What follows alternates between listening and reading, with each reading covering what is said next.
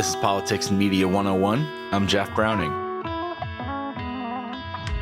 David Gergen was an advisor to Presidents Nixon, Reagan, Bush, and then Clinton. It's pretty rare that people work for presidents from both parties, but he did. And on top of that, he's been a mainstay in American political news media for decades. He's often on CNN, NPR, CBS, and other outlets. His experience gives him a pretty unique perspective on what's happening in the country right now, how our politics have changed specifically in the past few decades, the effects that's created, and where he thinks we need to go from here. As a quick reminder, all of our episodes are taped 100% live. Anyone who wants to can join to ask a question. We host voices from all across the political spectrum. Our one rule is to keep it civil. For a schedule of live events, as well as past episodes, to sign up for our newsletter, which will deliver our best of right to your inbox twice per month, please visit our website, pm101.live. Our next episode coming out this Friday will feature Josh Kraushaar, the National Journal's managing editor for political coverage. If you like what you hear, please hit subscribe and give us a rating on whichever streaming service you're using right now. This is a big help as our community grows. It takes literally 2 seconds. Subscribing will also ensure you don't miss out on Friday with Josh. Without any further ado, let's roll the tape.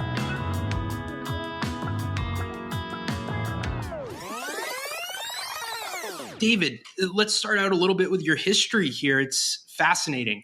You worked for these Republican administrations and then went into Bill Clinton's administration as an advisor, which I think is pretty rare. What made you make this switch to work and advise a Democratic president? Sure. Listen, I think it's a privilege for any American citizen to work in the White House. And I had the opportunity to work in 4, and that I was quadruply blessed in many ways. But when you work there once or twice, you really form an attachment to the office of the presidency itself. It matters whether the people who serve in that office are good or not good. We've learned that obviously from the Nixon debacle. We also see inspiring moments that we saw with FDR or John Kennedy or others. And my own experience has been, I started out sort of almost by fluke to work for Richard Nixon. I was a very junior person on his White House staff. And over time, I drifted from there into the Ford administration, and I was invited each time to come work. And frankly, the Republican Party that was running the show at that point was very, very different from the Republican Party of today. I came out of those first 3 Republican administrations not quite sure what I was going to do. I was exploring journalism. I was looking at a number of things. And Bill Clinton, who had become a friend of mine by that time, I'd gotten to know him through journalism when he was governor of Arkansas, and we used to get together periodically. We'd become friends. And after he became president, he took a couple of bad tumbles right at the beginning that were so uncharacteristic of who he was. I knew him to be extremely bright, able person. When I first met him, he was reading a book on Japanese work circles. And I always found him to be one of the best read, most interesting people I ever met in politics. In any event, when he stumbled and his administration was really sinking pretty fast for a while, he came to talk to me about it and said, I'd really like to have you come in and work with me. And I said, I couldn't stay through the midterm elections. I did not want to be in any election period working for the other side, but I would help him in the meantime get from here toward the election, the midterms. And we agreed upon that as a working proposition. And I say, I guess maybe 2 years or a year and a half, 2 years, a little more than a year and a half, I guess. I worked partly in the White House, partly in the State Department for the Secretary of State, Warren Christopher. And I frankly did it because the President of the United States asked me what I would help. And when you get an invitation like that, I really believe we owe it to the office, we owe it to the country to stand up and do things. We're not, as long as we don't have to take on, the politics hadn't become that dirty yet. It hadn't become that partisan at those times. So the World War II generation was much more in charge, and there was a vastly different kind of period. And I miss those World War II veterans enormously because I think they were so good at our politics. But anyway, I went in for a while. I got some scars from it, but it was a good experience, and I would like to think that Clinton stabilized and he got back on his feet. The secret to that, a secret to any president who gets in trouble, is not to try to make them somebody they're not. You can't sort of change somebody overnight. What you can do is bring out the best of the people who get elected and work for bringing that best out. When I first went in, every time he gave a talk or was some public event, he turned to me afterwards and said, "How did I do? How did I do?" And instead of telling him, "You got to be this, you got to be that," I said, "Mr. President," and this particular thing, and that's the Bill Clinton I know and respect. You ought to do more of that. And so it was a good relationship. And in the end of the day, I'm proud for working with Bill Clinton, just as I was proud to work for Ronald Reagan. I think Reagan was a better leader. But Clinton was a hell of a lot of fun to work with for the most part, and I had a lot of respect for him. I doubt that many people in today's political climate would do what you just described, because it would probably be the end of their political career as they know it. And our people are legitimately worried, David, Mr. Gergen, about how divided our country is. You see it everywhere. You see it in the news. People are even talking about civil war. Before we get into the United States, though, for us, what type of indicators should we be aware of, should we look at for determining if a country is actually on the precipice of collapse due to internal factors? I think there are various measurements that point to increasing authoritarianism versus increasing liberalism or freedom. They're often compiled by what's called the Freedom House in New York, which tests every year how we're doing internationally on authoritarianism versus free societies. And what we see is for the last 14 to 15 years, every single year, we have seen a further decline in freedom. And what does that look like? It means the press is less free. That there's more clamping down on people who are working the press. Any critics, they tend to be, jailed. They can be tortured. All sorts of terrible things can happen. The number of journalists who've been killed in recent years has gone way up. It's a much more dangerous situation. A lot of newsrooms have to be very careful before they send their journalists overseas because it's so damn dangerous in some of these countries. So that's one big thing. Another thing is what happens in the courts. Do you have courtroom situations in which there's true justice, or are they kangaroo courts? So that's a very, very important ingredient. What is happening around the person who is in charge? Do they start arresting, like Stalin-esque kind of purges of the people around them periodically just to keep things, to keep power in their own hands? Freedom of religion becomes extremely important. Can people do that? And so there are a number of measurements that one can take to say whether you're heading toward greater danger or not. But what we do know is in the last 15 years, there has been a considerable movement toward the destruction of freedom in countries all over the world. And that's what's becoming increasingly dangerous. It's not that the only danger, but they're connected. What's going on, and I'd like to come back to Ukraine, for example, but what's going on with the Chinese and all these things, they add up, and you can see patterns. And the pattern right now is not encouraging, unfortunately. And I think that we need to be very frank about that, and we need to begin working much more assiduously on how do we increase and improve the civic life of our own society. A lot of our hope rests upon coming generations, and that's the book I've been working on about how important it is for these rising generations in America to improve our civic life, and we're going to be increasingly dependent upon rising generations for their leadership and for their service, and we ought to be working on that now so that we have people who are equipped to bring us into a better place than we are now. We need to get away from, if I may say so, obsessing about our disagreements over the past to beginning to unite on what our vision is for the future. And if we obsess on the past, we're going to lose the future. And we just need to be very clear-headed about that. You just listed out a bunch of different indicators that we could look at. People say that the guardrails of democracy held, and we will get into what they're referring to specifically a little bit later, but the courts, for example, recently held, On the other side of things, what are some of the biggest indicators that you're looking at in America that give you pause for concern that we may be heading down that bleak path where we can't really turn back? I think it's pretty obvious. One of the biggest indicators that should cause everyone concern comes out of the survey industry, the polling industry, and I would refer in particular to the Edelman company. One of the questions that Edelman has found a real striking change in is how much people trust the institutions by which they're governed, the institutions of their own society, and the trust levels all over the world, especially among democratic nations. Among democratic nations, trust levels are going down, down, down. Edelman just went to report into the World Economic Forum that was done virtually here in the last 10 days, reported yet another fall in trust for institutions. At the same time, in the Edelman surveys, what they're finding is in more authoritarian countries, trust levels are going up.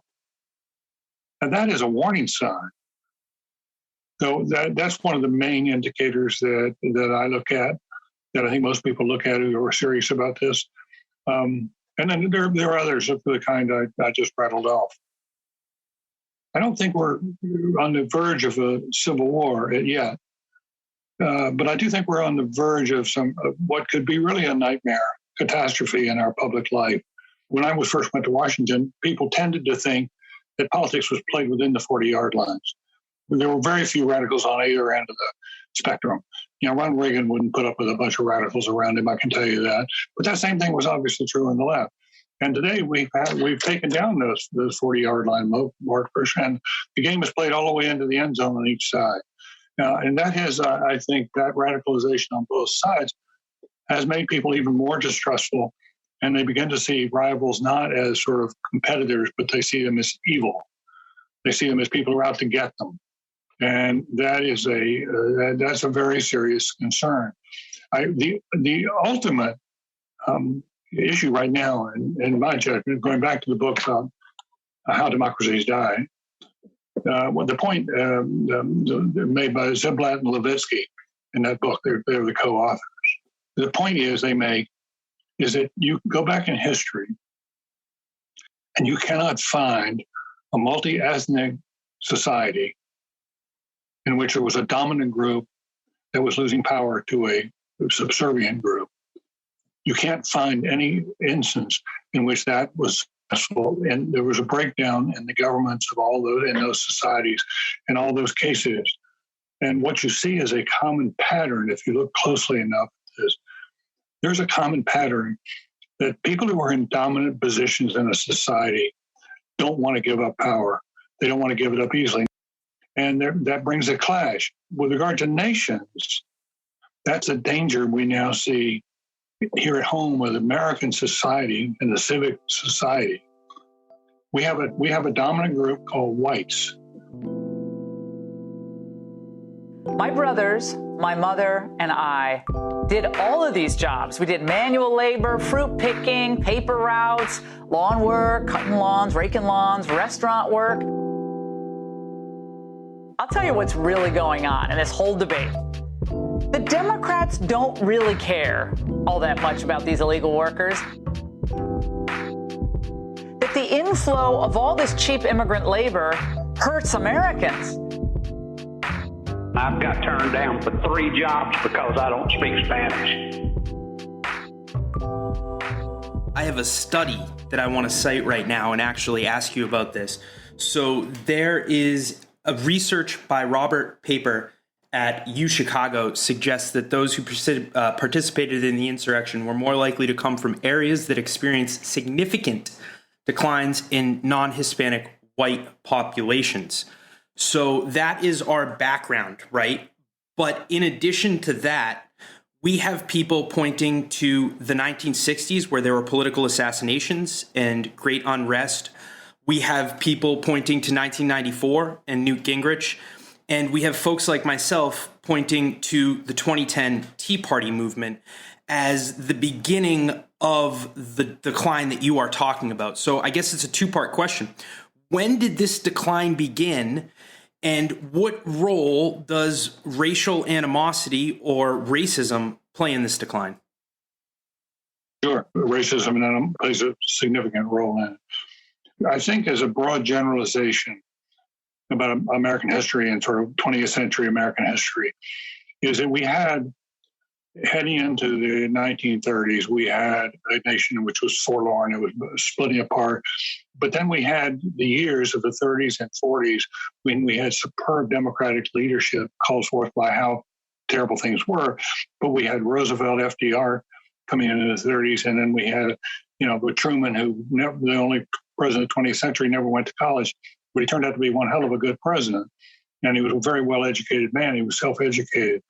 But he had around him the wise men, as they were called, the Dean Achesons or the Harrimans of the world. And we were a very well-governed country in the 40s and in the 50s and heading into the 60s. And up until about 1965, there was huge trust in government by the public. People thought things worked, government worked. That's one of the reasons that the Democrats were able to get a lot of legislation passed, because people believed more in government. But the breakdown started in the mid-60s with two things. The first was Vietnam, and the second was Watergate. Both of them were very destructive of trust. I was in the Nixon White House. I worked for Richard Nixon. I went to work every day when people like Bob Haldeman and John Ehrlichman, who were leaders of his group, told me that Richard Nixon was the one who was telling the truth, and Kay Graham of the Washington Post, and Ben Bradley and Woodward and Bernstein all were lying up through their teeth, and you couldn't believe them. Well, it turned out the people I worked for were lying to us. The cover-up and Watergate worked better inside the White House than anywhere else.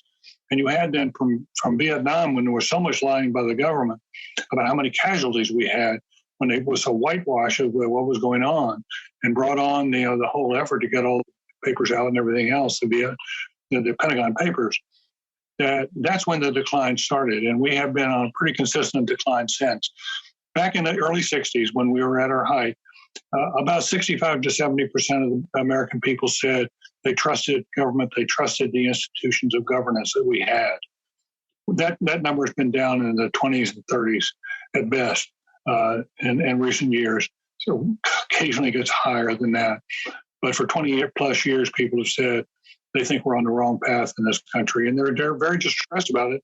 And our leaders can't command the kind of respect and support they need to govern. And it's one of the reasons we have such paralysis in our government and so much poison in our government, is that we can't seem to break out of this logjam. Why is that? Why can't we break out of this logjam? It seems like Watergate was a very big issue that divided the country, but we somewhat came back together, and now it seems like we can't. Why can't we? Let me just say, what you just pointed out about Watergate is very, very important. And that is, we have had challenges to our constitutional democracy in the recent past. Watergate was one of those challenges. And lo and behold, the checks and balances, the guardrails, so to speak, held during Watergate. The courts, Judge Sirica, did his job masterfully, and the courts were seen as a place of fairness, that Nixon was getting a fair shot. The press, actually, the journalists were actually, Woodward and Bernstein in particular deserve credit for pursuing a story that people didn't think existed, but they got to the truth of it. And between the courts and the journalists, it worked well. The opposition party and the party of the president himself, President Nixon, the Republican, who came down to get him the hell out of there and to get him to resign? It was Republican senators like Barry Goldwater and Howard Baker. Telling Mr. President, you got to go. So the guardrails held well in the 60s, and to my great relief, so far they've held well in the Trump era. And that is one of the most encouraging, hopeful signs we have, is that Trump has not been able to destroy the underlying system.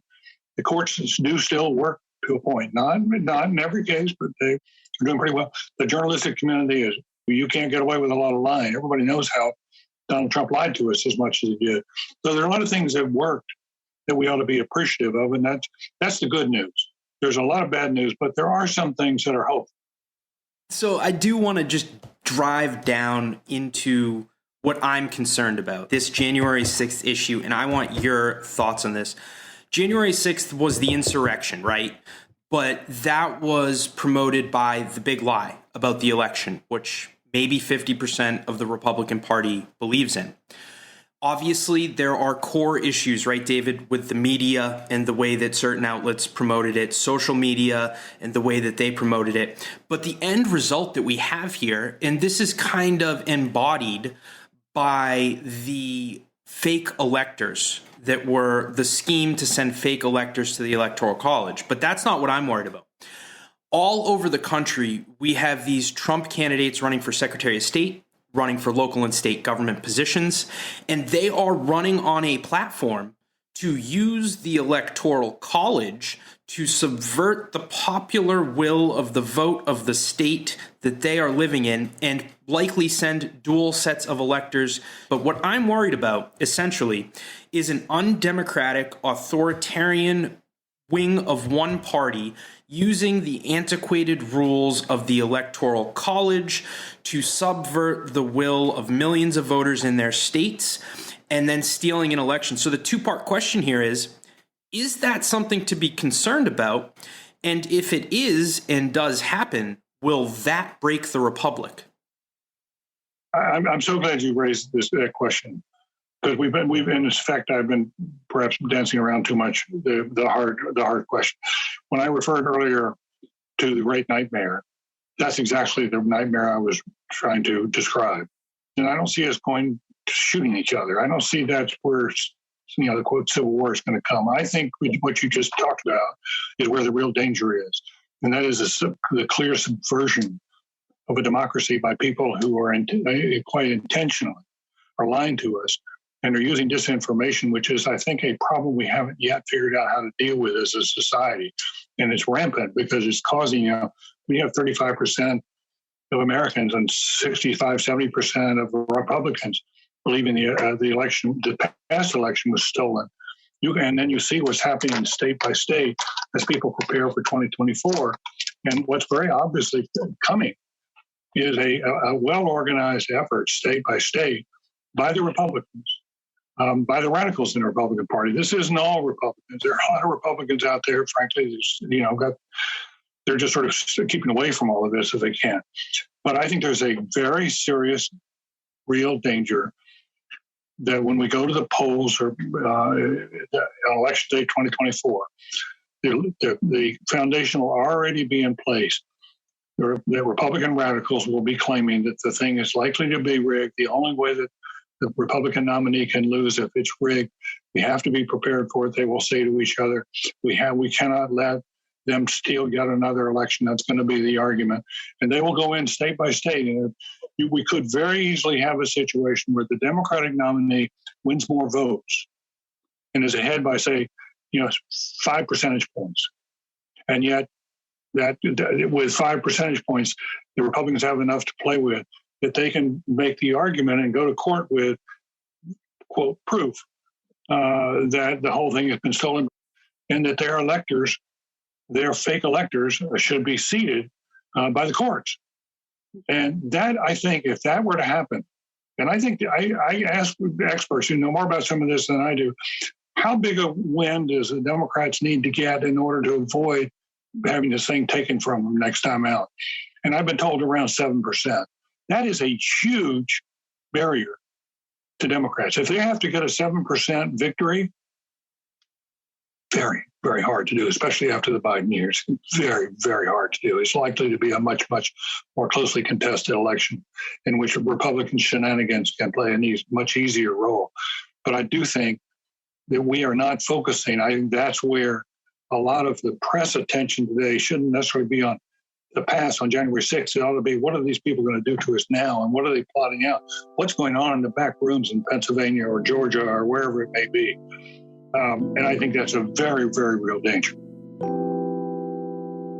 In case you haven't noticed, it's hard to trust anything you hear right now. We want to begin tonight by assessing some of the things no doubt you have heard about last week's presidential election. There are conflicting versions of virtually every part of that story. For much of election night, Donald Trump seemed to be leading in a number of key swing states. Then early Wednesday morning, he began to fall behind. On Saturday, the media declared Joe Biden the president-elect. We want our system of government to continue. Whether it does continue, though, depends in part on how we proceed from here. As of tonight, tens of millions of Americans suspect This election was stolen from them. in a democracy, you cannot ignore Honest questions from citizens. You can't dismiss them out of hand as Crazy. or immoral for asking. You can't just Cut away from coverage you don't like. You can't simply tell people to accept an outcome. because force doesn't work in a democracy. That's Dictatorship. in a free society You have to convince the public of your legitimacy. Investigators have recovered a total of 9 ballots so far. Not surprisingly, the DOJ says an overwhelming majority of those ballots were cast for guess who? Donald Trump. We've been talking with you with your Harvard hat on. So I'm going to ask you to take that hat off real quick, put it to the side, put on the CNN hat, and get into some analysis with me here. In the awful case, in our nightmare scenario that we just laid out, it would potentially go to the House, and the House votes by state. So in your political analysis, and we know that Kevin McCarthy's feckless and he has a lot of problems, but are there enough good Americans in the U.S. House of Representatives for the Republican caucus to vote country over party and prevent that type of subversion that you just alluded to from ever reaching the courts? One thing to remember in all of this is that if it goes into the House of Representatives, it is not a vote of the body. It's not a vote of individuals within the body. Each state gets one vote. And you start out with the proposition that Republicans are going to control more state houses than the Democrats are. That almost is baked in at this point. If it goes into the House of Representatives, each state gets one vote. It's probably over for the Democrats. It's probably lights out. This is what we were facing, in the Trump election just earlier with Biden. If they could just get into the House, they could win the whole thing. So that again is one of the fears, and I do think as we're focused on it, to put on the CNN hat, as we're focused on that, we have to realize that the groundwork is being laid this very year to deal that kind of defeat to the Democrats. And I haven't been able to understand. I can't quite get it. The passion on the issues, it mostly goes to Democrats in our public life, but the passion on who's going to win and who's going to lose is usually on the right. It's on the left. I mean, for people on the right, this is a 24/7 proposition. For a lot of people on the left, politics is sort of what you do over the weekend. That's something the Democrats are going to have to come to grips with to deal with this. And I frankly think the Republicans ought to. I do think there are Republicans, like the Howard Bakers of the world that we saw before, and the Colin Powells we saw. Colin was at his height. I do think there where you can go through the Republicans who are outstanding human beings who really played by the rules, but had a different view of capitalism. For example, they were pro-capitalist, and the number of other things they disagreed on. But that was a fair fight. It was a fair struggle. I think it's healthy to have struggles and disagreements and democracies. That's what I think the strength of the democracy is. But you can't do it if some people are rigging the deck. And that is the danger that we can so clearly see. It's right beneath our noses right now. We are going to go to the audience. Let's start with Rachel first, and then we will go to Paul Goodfellow. Rachel, over to you. Hi, thank you so much, Mr. Gergen, for joining us tonight. At Bates College, I took a course on leaders and leadership with then former governor of Maine, Angus King, and now independent senator from Maine, Angus King, during which we read your book, Eyewitness to Power.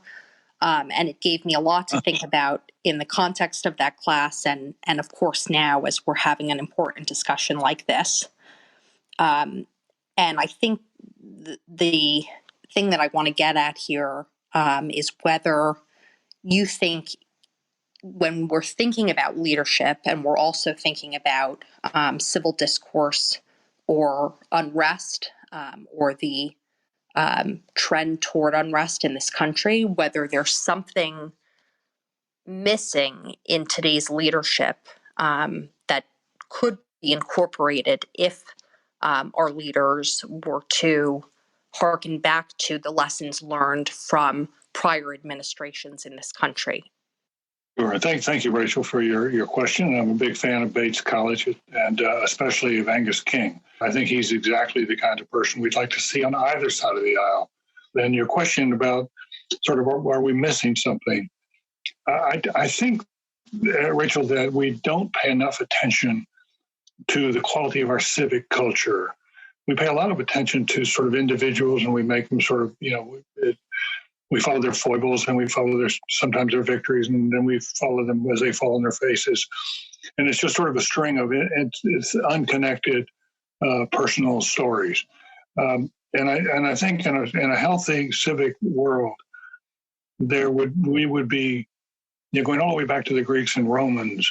There was a real emphasis on paying homage to and paying respect to, and trying to keep institutions in society well heeled and supportive of each. And I think we've lost a lot of that quality to spend time with each other, to have difficult conversations. I think our best hope for the future is to raise new generations who are not so burdened by the past and can think more creatively and innovatively and freely about what kind of future we can have together. I think it's not just a question of who's up and who's down. It's a question of whether we can all work together. And I think that means, creating something we haven't had for a long time. The last time we had it was with the World War II generation. I love that generation. I came to Washington when they were running things. And they had, whether they were Democrat or Republican, I can just tell you story after story, they believed in working together. They came back from the war. They had fought under the same flag together, and they wanted to work together when they got back here. And we had it. That's the reason I was saying the 50s and 60s, there was so much trust, and governments was so much more effective, is we had people from the World War II generation who were running things. And I miss those people now, because I can't tell you how many times I think about, God, we only had an Eisenhower around. We only had some of the people, John Kennedy around. We can get through this. Even John McCain or Bob Dole with that same type of. Absolutely. I mean, and Bob Dole and Dan Inouye, these were two guys who were fighting in Italy. They both wounded, wound up in the same hospital together during the war. Dole nearly lost his life, but Phil Hart was in that hospital as well. But Dole and Sam Inouye formed a lifelong friendship through that, and they were friends, different sides, different perspectives, but because they'd been in that war together and they came through and lived, they both survived. That's what was true of John McCain. I mean, the fact he survived just changed him. It transformed him and he became a really terrific citizen. John McCain was a hellraiser before he went to the war. And he was very, he was rambunctious as all get out. He almost got kicked out of the academy a lot. But the war transformed him, and just as it did Bob Dole and Sam Inouye. Ab, over to you. Thank you, Justin. And thank you, Professor Gergen, for your time. So my question for you, and I believe you alluded to it earlier, when you speak about civic culture, what can be done about this current, very cynical, almost ultra-libertarian view of government as ultimately inherently dysfunctional and very much, not to be trusted? What can be done about those attitudes that has kind of been something pushed by the right over many decades now? And how do we undo that to, as you said, where people are more invested in having more trust in their institutions? I think it's going to take a victory by the Democrats somewhere that restores the luster, or that restores the sense that the Democratic Party can govern successfully. It's been startling to see how quickly the support for Biden has eroded, and with that support for the party, the Democratic Party has eroded. So Manchin and was so able to block things given that situation. It's worth remembering And when Abraham Lincoln had to do something tough, but really, really just and important, was the Emancipation Proclamation. And he wrote out the Emancipation Proclamation. He got all of his cabinet to agree to it, but then he put it in a drawer and waited. He waited because he needed a victory in the field. He needed a victory in battle to restore confidence in him and his government. And so he waited till after the Battle of Antietam, and that enabled him then to move forward with the Emancipation Proclamation. We've got to find some place somewhere along the way here, somebody or some group or something which is attached to the Democratic Party, which can actually stir people's souls and give them a sense of, maybe we can restore this. Maybe we can rebuild it. Biden, I think, had a much harder time than he should have had because he didn't have, the country wasn't quite prepared to go as far as he wanted to go. I think he's a very good-hearted man, but I think he overestimated how much change the country truly wanted. What the country wanted was normalcy. They weren't, as one member of the freshman class has said, Democrat, they weren't looking for a new FDR. They were looking for somebody who would calm things down, make us all feel good about ourselves again. And that unfortunately hasn't happened. Now, in fairness, he deserves more time, but he doesn't have a lot of time, and he needs a victory. I think if he gets a victory, if the Democrats in a couple of states, a couple of governors can catch fire, that can happen in a place like California. You get a couple of governors that catch fire with some ways of solving problems, that can stir people again. But we've got to get people out. The country's exhausted. The country's in a very negative place. And it's hard to get anything done by anybody under these circumstances. This will pass. That's why we have to be patient. We can get through this, but we've got to steel our nerves. This is going to be a bumpy ride. So, David, my last question, you earlier in our discussion, you, not to quote, but to paraphrase, you said when people feel a sense of victimization, they can do really awful things. And what we've noticed from our room right here is at least the people here aren't as divided as they are on Twitter or they are in political campaigns. So my question to you is, what can we do short of having people with different backgrounds directly interact with each other where we can regain some shared sense of value that we all do have as Americans, but is just being pushed aside due to certain cable news networks, social media, and other things? Is there anything we can do to change this? Well, I have a strong prejudice on this question, Justin. And that is, I go back again in history. I think it teaches us a lot. When Franklin Roosevelt was first elected in 1932, he came in, you remember there was just terrible depression. Unemployment had skyrocketed. People were poor. They were selling apples on the streets. And he was inaugurated in March of 1933. That April, Franklin Roosevelt went to the public and proposed the Civilian Conservation Corps, which was going to be a group of, they were going to offer places for young people, mostly guys, to come work in the woods and the forests and the parks to restore them for $1 a day. But it would give them something to live by, something, a job, a real job. And he proposed that as I say, in March. By that June, we had 250,000 young men, 250,000 young men who were working in the parks and the forests, rebuilding things and whatever. And they bonded together. They worked together. They rebuilt things together. And they came out of that experience. It was the most popular program FDR had. People came out of it much closer together because they worked on a project that was a meaningful project to them. And they got a little money for it, and they could support a family back home. And they could come out of the Kansas and Missouri and really get along. It made a big, big difference. Same thing happened in World War II. You had a Saltonstall from Massachusetts, the elite family of Saltonstall. The son would be in the army saluting some Polish kid from Brooklyn. And that just brought them together because they fought under the same flag, or they were in the woods, working for the same purpose. That is what we have lost, that sense of people belonging and paying their dues. It gives you more satisfaction. They weren't looking for handouts. They were looking for a way to support their families, and they were willing to work for it. And that is a very important thing. We need, and I believe we're going to get one day, a robust program of national service. The main thing is for you to have that experience, to pitch in for America, to do something for your country, and to take pride in helping others. That's all we have for you today.